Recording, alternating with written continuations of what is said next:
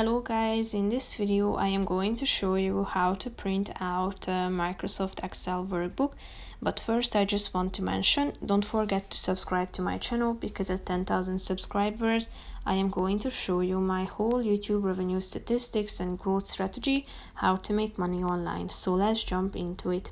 First of all, open the app on your phone, click on the three dots icon in the upper right corner of the screen, tap on print in the middle and click on AirPrint or open another app. Select these layout options such as the orientation, landscape or portrait, settings, so the paper size.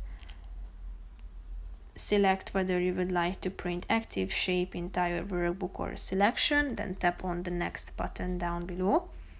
After that, you should select your printer that is attached to your device.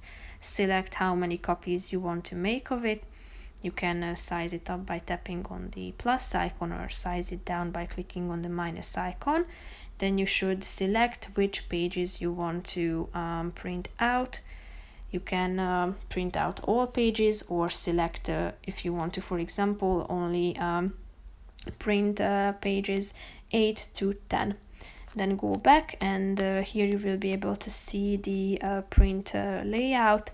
And if you are done with all these options, tap on the print button in the upper right corner of the screen.